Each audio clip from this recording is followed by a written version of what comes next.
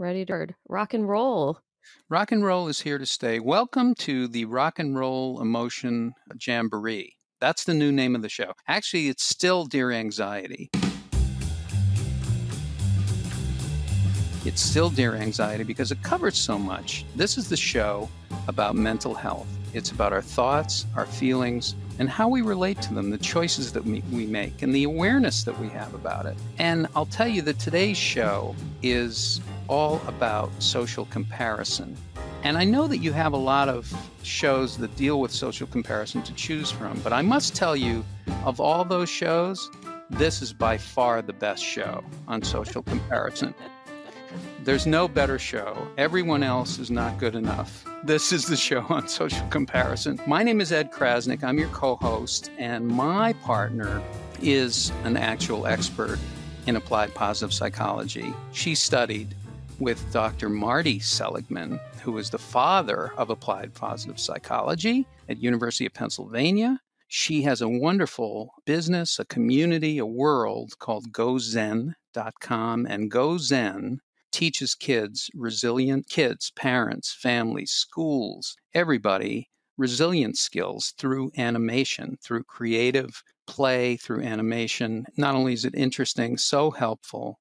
And that's how we met initially through that business. And I'm talking about you as if you're not here, but you actually are here. I am here in spirit and in embodied. Yes, I am here. I was listening to you talking about Gozen. Thank you. And thinking the other day, I went to pick up my son from school and his teacher thought my last name was Gozen. And she goes, "What does your last name Gozen mean?" Or Gozen, she said. And I'm like, no, I think it's just attached to my email or something. No, Wow. That would be my company name. But maybe it is like a lifestyle now, you know? Maybe you should think of changing your name from Rini Jane to Rini Gozen. I don't have a middle name. So, my parents couldn't figure one out. They've struggled, obviously, with Rini. It's like their genius creation. Well, I'll tell you, Rini G, if you want to do that, you could easily be in rap. The RG? The RGJ? Yeah. RG, all right. The Cool. RGJ, the notorious RGJ. That's right. Yeah. Maybe they'll have museum exhibits after me. Well, amazing. I think you and RGJ and RBG together again. See what you're doing there? You're comparing. Yep, I am comparing. You are. And is it a good thing? Look, this is the thing. If there's a central question in the front of social comparison, and that question is, am I good enough? And that is a question that plagues. Is that rhetorical? Are you asking me? I am actually asking you. No, it would be much healthier for my well-being if I were actually asking you and not wondering myself all day. You are more than good enough. Okay, great. I was just looking at somebody who says that's the crux of her therapy with people. That is the issue that makes people well or unwell. Yeah, it's amazing. Listen, we put our kids and ourselves, frankly, in systems all the time that are built on comparison, right? You get grades, you get scores, you get ranks, you compete, you get ribbons, you get trophies, and sometimes you don't. And you are always higher or lower or relative to someone. We live in a world that's relative. So the comparison is everywhere. And I don't think that we need to get rid of it, right? I don't think we can, frankly. Have you ever tried? Doesn't work. Yeah, it doesn't really work. But I think because I was reading a lot of material about how kids learn to measure themselves so that they can get better and more proficient at something. And I just think that in today's world, it's just such a question in people's minds. It's because like we talked about on last week's show, your value as a human being is attached to so many things instead of just inside of you. Yes. I know that probably most people can think back into when they failed their first test or what their SAT or ACT or some standardized test score was. Those things stick with us because often somehow it becomes a metric of our worth, as opposed to what we are told by most nurturing, loving, caring caregivers that we're beautiful and amazing and abundant and light from the moment we come into the world. And there is no attachment to the goals that we're setting up, right? With grades and with scores and with tests and with competition. And I'm not saying there's anything wrong with competition, but what I'm saying is that that's not our value. And that's not what we teach our kids, but somehow often they will come home from school or whatever environment and feel like they're not good enough, feel like they're not measuring up because someone else is doing better than them. Someone else has more raw talent than them. Someone else plays basketball better. Someone else is better at math than they are. It's just unbelievable how this happens, even when we're trying so hard to cultivate this very strong sense of worth of who they are from a young age that has nothing to do with that stuff. Yeah, it's a world where I have to compare myself to other people to evaluate how worthy I am, how lovable I am, how good I am. The problem is it's not about basketball. That's when it becomes a problem. It's not about those things. If it were just about those external things, that would be fine. It's not about those things. It's about, which means that I am not good enough as a person. It means that if I'm not as good as basketball, and that's what I practice after school, I'm not okay as a person. This is what kids are learning. This is what people take away from these experiences. And that's the issue. At the same time, we've been talking a lot about growth mindset over the shows. It's kind of a recurring theme. And the thing about it is we don't learn how to fail. We're all about learning how to succeed. We're not about learning how to fail. And really, learning how to fail would be a huge success in this process of, am I okay? Or rather, we unlearn how to fail because we come in certainly not knowing how to walk, not knowing how to talk, not knowing how to eat, not knowing how to brush our teeth, dress ourselves. And we do all those things. And never once do we stop and say, you know what? I don't think I'm going to learn how to use this toothbrush myself because I haven't been able to pick it up and use it the right way. Or I don't think I'm going to try to put this spoon in my mouth anymore. We come into the world understanding that failing is part of the learning process. And I believe that we unlearn that as we are beginning to compare ourselves to others and forgetting how we came into this world extremely full of powers and gifts. And one of those gifts is our ability to take failure as, what do they say, a first attempt in learning. Right. Well, that's such a good point. A first attempt in learning. It's a way of living. It's a way of learning. It's a way of opening up to anything new. The other part of it, too, is what am I good at? The things that come easily to me, there's no way that that can have value or that I'm good at those things. People need to, everybody is good at something. But learning about what you're good at is something that we don't focus on. We focus on what you need to learn to get better instead of, hey, I'm really good at this. That's a good thing. That's okay. I can work with that. That's something that really I enjoy. Maybe there's more to learn about that. Maybe there's more time to spend on those things. This is an important thing. So social comparison is connected to so many issues about well-being and about self-worth. Social comparison, in essence, what the research shows us is it makes us unhappy. There, it's boiled down to one Wow. sentence. I like to boil it down to one sentence. Yeah. So what do we do, right? When you're talking about what am I good at? I had a classic fixed mindset growing up, believing that I should be good at something from the get-go. And if I wasn't, and it required effort, then that just means that that's not a passion that I should pursue. It will never be a passion. So if I remember starting to play softball and I wasn't so great at it and watching other people who are much better than me and not realizing that what I was seeing was 10 steps, after they had practiced and then failed and then practiced again and then done something else. Sure, there were kids that came onto the field with some raw talent, but most people work hard at things. Most people put effort into things, right? Most things are difficult at first before they become easier. So what do we do with our kids when they feel bad about themselves and they feel hurt inside because they see others are quote unquote more successful in certain areas of life than they are?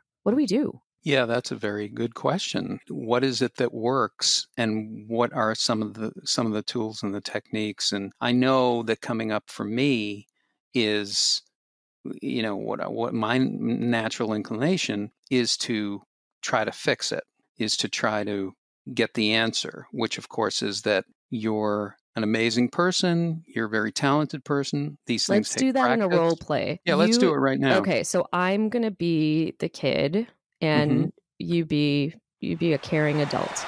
Okay. Let's get ready to role play! This is like the worst. I don't want to go back. What's going on? What's Want to going go on, honey? back. I don't want to go back to practice. I don't want to go back. I joined that stupid band, and now I'm like 20th chair, and that's just all the way in the back. You won't even be able to see me. And like this, I told you this was going to be like this. I'm no good at this.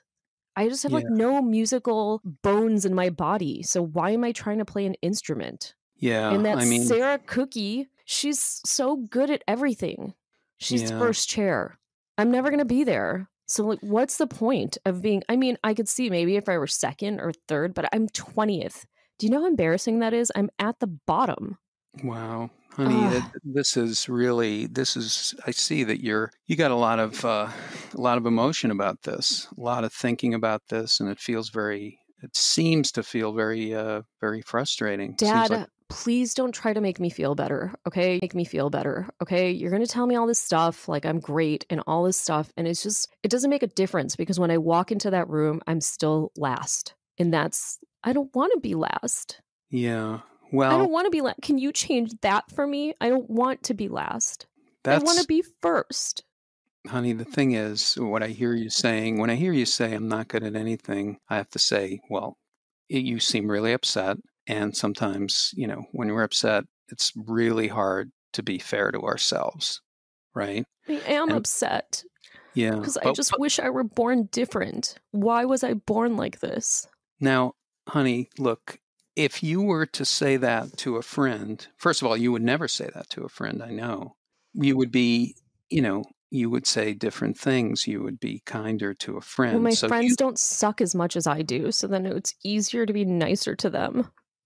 yeah, right now, it's just, this is a time when, you're just really upset. So we really, we need to maybe take a break, I think, and then we can revisit it. We can think about some of the things that you can do to get better if that is something that you want. The only way to get better, first of all, is you can't judge yourself against other people because this is about you and what you learn and how you learn. So we need to focus on that stuff. But right now is not the time to think about all that stuff. Right now is the time to be kind, take a step back, take a few breaths, and actually just realize that, you're upset. You had an experience at band that was an unpleasant one, and now we're going to take small steps to figure out what the best way is to go. But we don't have to make big decisions, especially when we're feeling really upset. That's not the time to make big decisions or big statements like "I suck" all the time. Although believe me, we all have that. I have that in my head too. And I know when I have that. You know what I know? I know when I have that is me not being fair to myself. Because I would never say that to anybody else. I would never say that to a friend. I will tell you a story right now, quick story. When I was a kid, now it wasn't about playing a musical instrument, but when I was a kid, I tried out for this team, this wiffle ball team. And I probably was Wiffle ball? What's yeah, that? yeah, it was a ball with holes in it, and it was like baseball. So we happened to play in the schoolyard because I grew up in the city. So we played in the schoolyard, not in the field. And I was in the outfield, and and I'm so nervous because what I'm thinking is, I suck. Don't hit it to me. Don't hit it to me. Don't hit it to me. Don't hit it to me. Of course, what happens? Comes right to me. First pitch. And the ball lands on my pinky. It's got a ball that's got holes in it. So it lands and it whistles by me. I can't really catch it. And it lands on my pinky and it sticks there. And everybody starts laughing and they start calling me Pinky. Well, for about a year and a half, That's funny. my nickname was Pinky, no matter what I did or where I went. I could go for a hamburger. Hi, Pinky. And so that was embarrassing, right? But it was because I was in my head telling myself that I sucked. I was telling myself that so much that I couldn't do it. I couldn't be there. I couldn't learn anything else. So I'm just saying that to you because that's an experience that I had. So you're not alone. Now, It's actually kind of helpful. yeah, Thank you. you're not alone, honey. We're all in this together. So I'm going to break from the role play and say, I mean, I wish we had a studio audience to clap for you, Ed. Maybe Well, we can put in some clapping effects. well, that was pretty long. That was pretty long, and there was a lot of explaining. No, but you know what you are so good at, and I hope any parents listening can really take this, is that sometimes we don't know the answer, right? Many times we don't know the answer as parents. So Ed and I are both parents as well. And, even doing this every week, and I research a lot. Sometimes I don't know what to say to my kids when they come to me and they have a challenge. But what you do so beautifully and authentically is really connect. I could hear that you were listening to me. You were reflecting back some of the things that I was saying, which told me that you were listening to me. You were building a connection. You weren't dismissing what I was saying. You weren't giving me a solution. Perhaps you didn't have a solution, but it didn't matter because what you were trying to do was really just listen to me. And you do that so beautifully. And you gave me some self-compassion techniques, which are always amazing. And so I loved the empathy. I love the self-compassion. This is a really difficult topic, right? And one thing that you said earlier is that this is about, it's not about comparing yourself to other people. And I think for kids, that's really hard. But I do think that we can teach kids to do a me versus myself.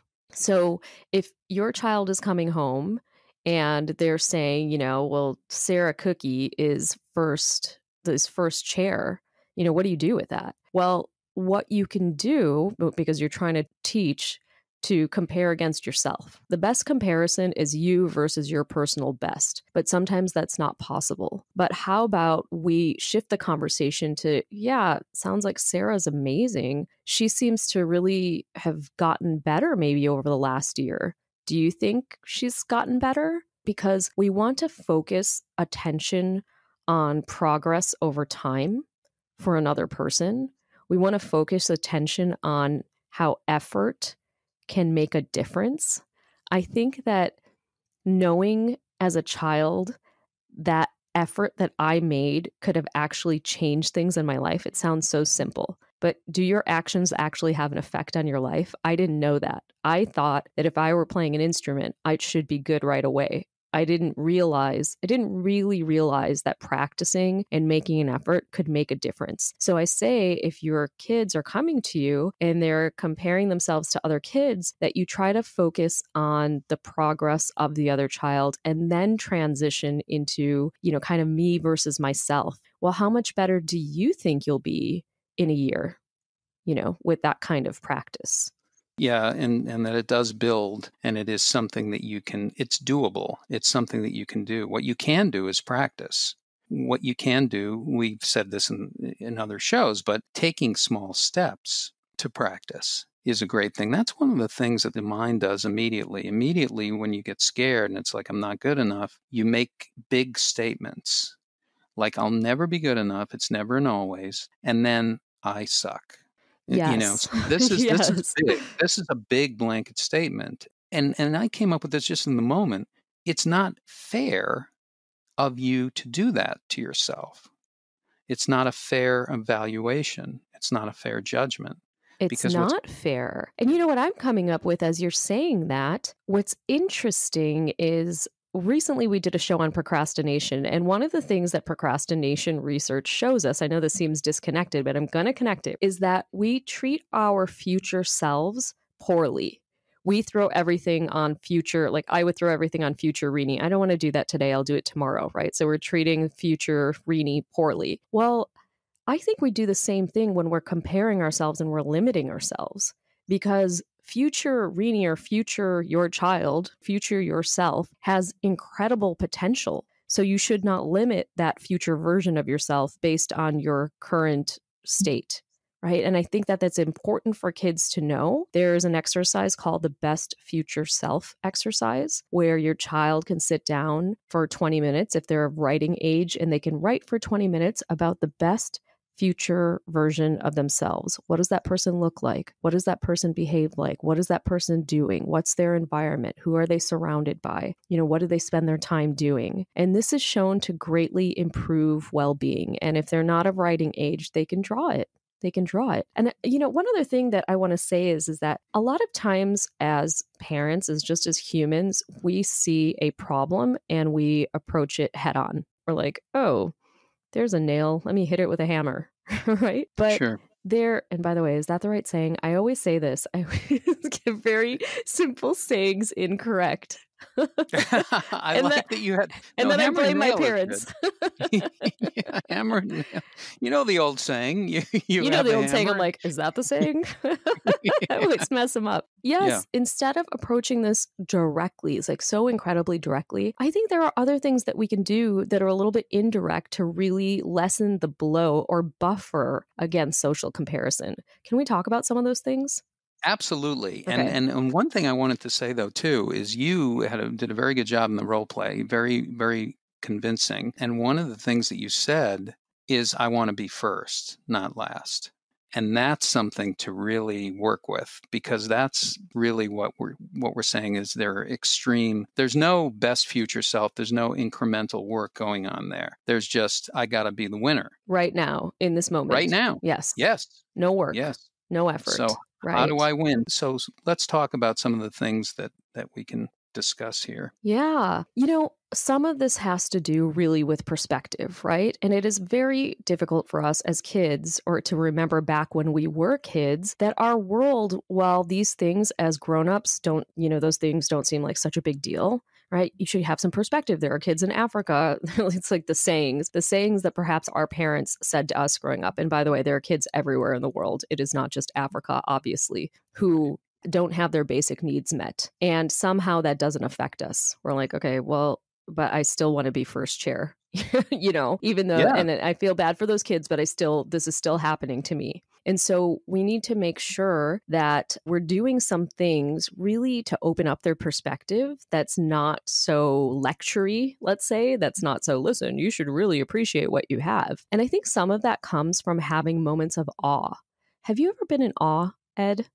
Yes, I have. Okay, tell me about a time you've been in awe. Well, the ocean. I live near the ocean, and every time I go out there, it's just I can't believe that it just exists, and it's so huge, and it just continues. The ocean doesn't judge itself. The ocean just goes on. It's amazing. A lot of the research that's been done on awe, right, these experiences that heighten our awareness, where there's beauty and sometimes mystery, they're associated with nature and natural wonders. And this can do amazing things for kids. It can open up their perspective. So I think if you want your child's perspective to open up, it's not going to be done with words. Well, you should X, Y, and Z. You should appreciate your life because of this, or you're so great. So let us cultivate some moments of awe and work on those. And yeah, you might not be able to go to the Grand Canyon in this moment, but you can look at pictures. You can relive moments we know very vividly in your mind of moments when your child has felt awe. You can share awe experiences as a group, as a family. Ed just shared one with us. Within a moment, I was transported to the ocean. And of course, you have to connect with your child with language that's authentic to them and with experiences that are authentic to them. Maybe you're sharing an experience with them and they're going to share one with you. But I think that this really helps them expand their perspective. So that's just one technique. We're going to talk about some more. Okay, so perspective is one that you're shifting thing, and the other, of course, is just just what are you saying to yourself? What is the relationship? What are you telling yourself? Because there's really nowhere to go from most of these statements. I suck. Okay, where can you go from that? I'm gonna unsuck someday. Yeah, you don't suck. It's like you're having an argument back and forth. No, you don't. Yes, I do. No, you don't. Yes, I do. It's like, yeah, where are you going from there? Yeah, there's nowhere to go from there. So what is the fair thing? You talk a lot about how would you talk to a friend? Now, in this scenario of comparison, what are some other things? So perspective is one big thing. Perspective is one big thing. What you brought up in the role play about self-compassion is another big thing. So you can say to your child, well, let's play this out a different way. When they are in a moment and a place where they're able to receive the information, right? Sometimes your child is super upset, like I just was in the role play, and they're not able to receive what you're delivering to them. So please be aware of that. And once you have that radar and you're like, okay, they're open to hearing what I have to say, you can say to them, can we do this another way? Can we talk about this another way? How about I play your friend that's in the same situation and you give me some advice, right? So you reverse roles. And kids will do this and they will open up. And it's amazing the advice they'll be able to give.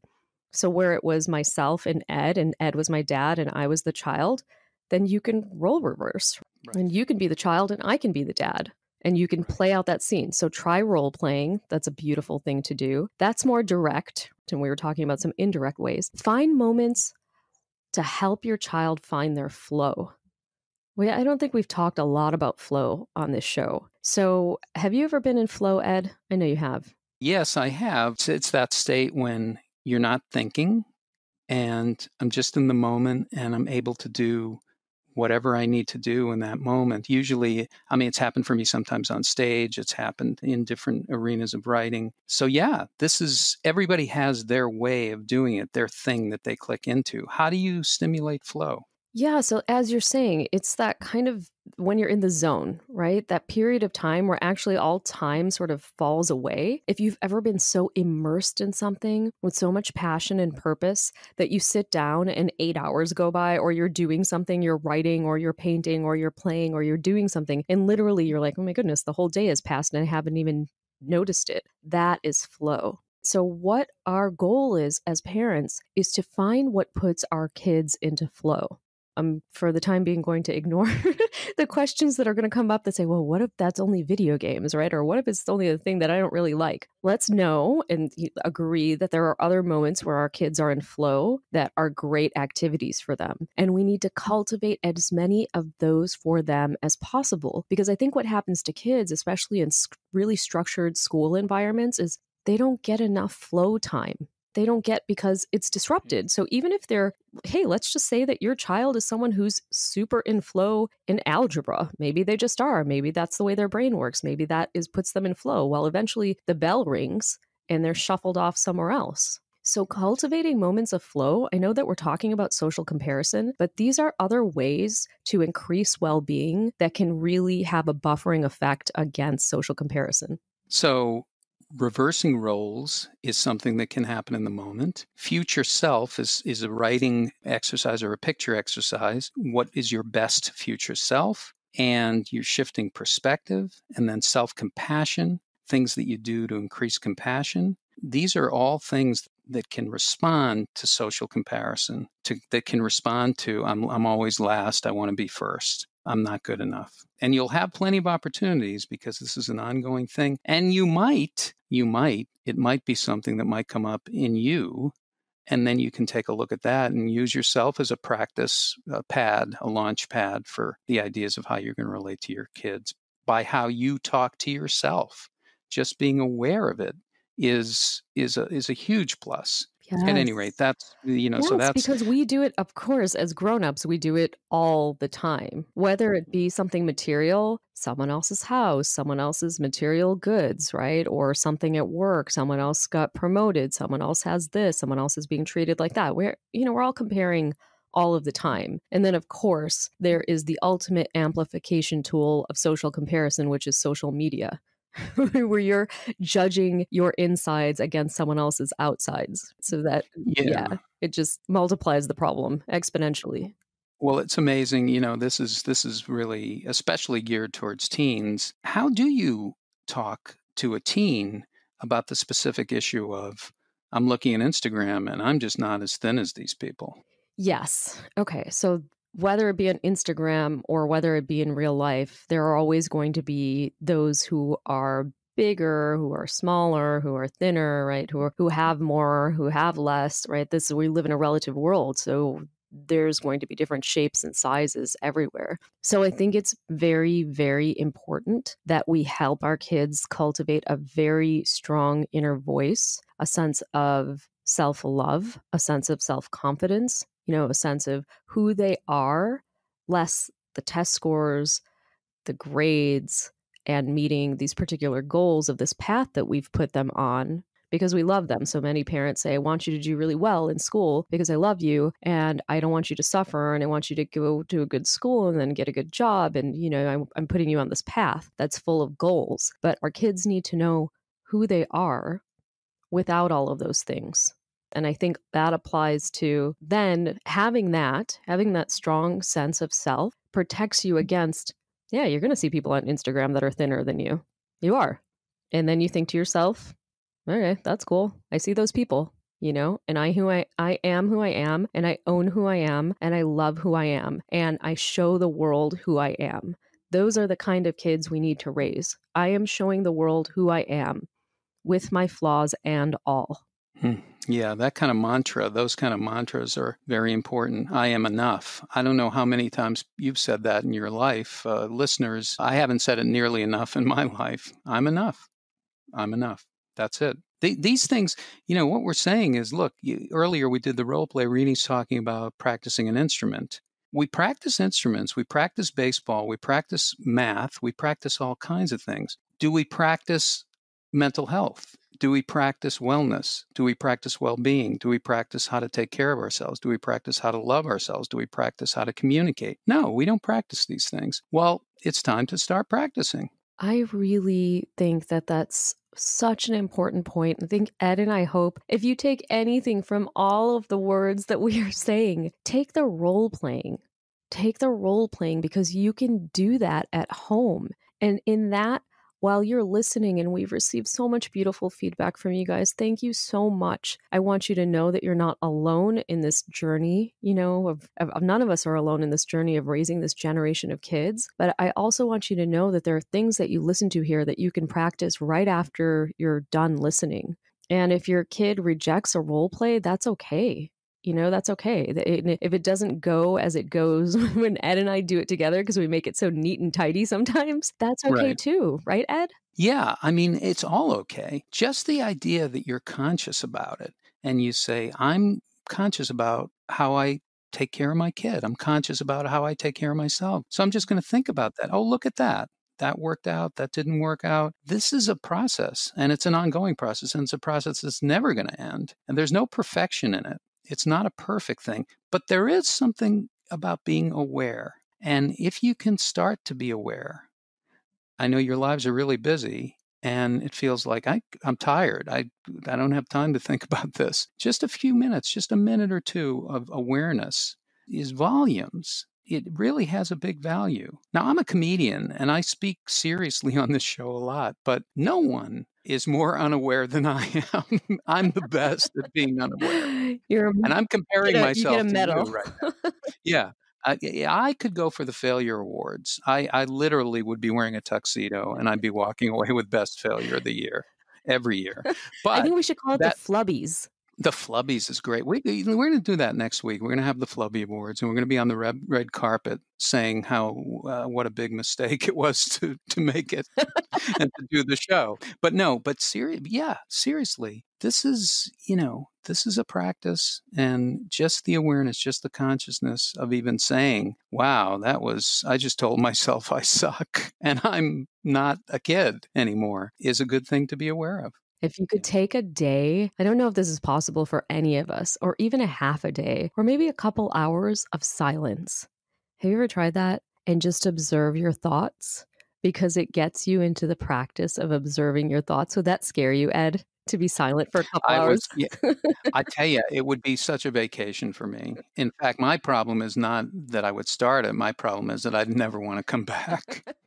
And that's okay. But yeah, just awareness of the thoughts that are going through your head, and then the ability to be compassionate with yourself. Those two things take a lot of work because we have lived in a place where it's okay to beat yourself up. It's okay to beat yourself up out loud and then internally. And when we do it, our kids really absorb that inner voice. That becomes their inner voice, So self-compassion is really, really important. And then I would say another thing for, to really buffer against social comparison is teaching our kids about the pursuit of not happiness, but meaning. So the interesting research is that the relentless pursuit of happiness leads to misery, right? Like that's basically in a nutshell what happens. Yeah. But the pursuit of meaning is something different. When you're pursuing something that is greater than yourself, there is allowance for the ebb and flow of emotions and feelings. You can have bad days, you can have bad moments, but you're still pursuing something greater than yourself. Now, this might seem like something that's, oh my goodness, this is kind of esoteric and too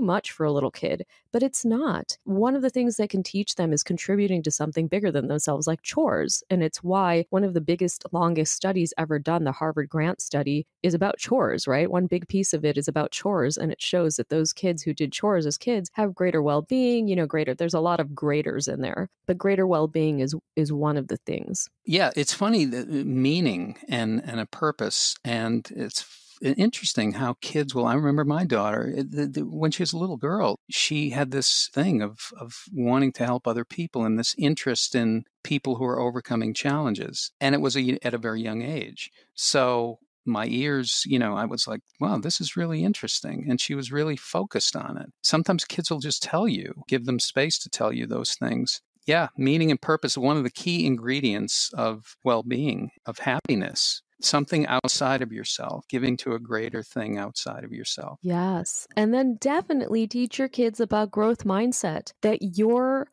intellect and your talents and what you do in this world is not limited by what you came in with, that the effort that you make makes your brain grow. Right? And the mistakes that you make makes the neurons in your brain fire. And failure is part of that process, right? And show them exemplar after exemplar of this. Tell them about Katy Perry and how she, tell them the story about how she failed over and over and over and over again until she finally, had the taste of what she felt like was success for her. So teach your kids that their brain, it's an organ, but it's like a muscle. You work it out. Yeah. When you fail and you make mistakes, you're working that muscle out. And you can use those analogies. Baseball, if it's sports, baseball, music, that thing that you're doing, that game that you play, you're practicing. Every time you do that, right? You're practicing. So we're going to do the same with how we talk to ourselves. We're going to do the same with how we take care of ourselves. We're going to do the same thing. We're practicing, just like baseball. And you can do gratitude exercises with your kids, of course, because that helps them appreciate what it is that they have. It brings attention to that. And you can also do, maybe at the end of the night, what's one thing that you're grateful for, but also what's one hard thing that you did today? Let's share a difficult thing that we did today. And sometimes I go around with my 5 and my 6-year-old, they're little. We talk about, the hard thing that we did today. It was so hard to share my toy with so-and-so at school because I really, really, really didn't want to. And then I'll share a difficult thing that I did. It's amazing what they'll come up with. The another thing too is, and I don't know, maybe this is not something that you can do in your day or even in your evening, but for me, I like to close my eyes just for a second. Are you I sleeping really right do. now? Don't sleep.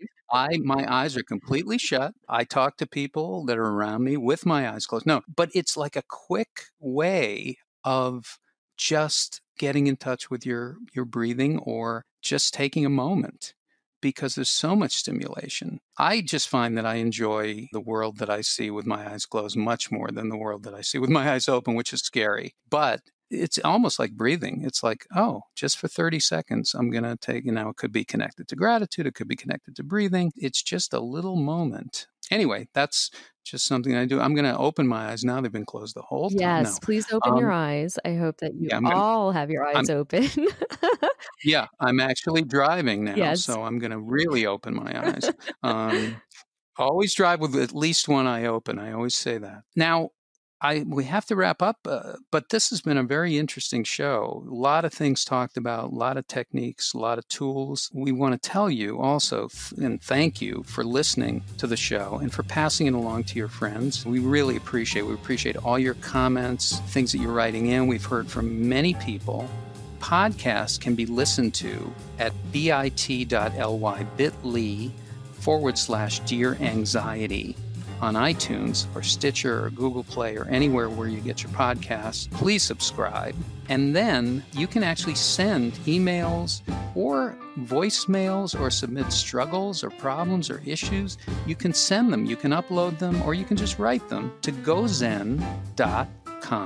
gozen.com/Dear Anxiety, and there's a way to get it to us on that page. So you can do that as well. We would really appreciate it. We would appreciate it. Thank you guys so much for listening.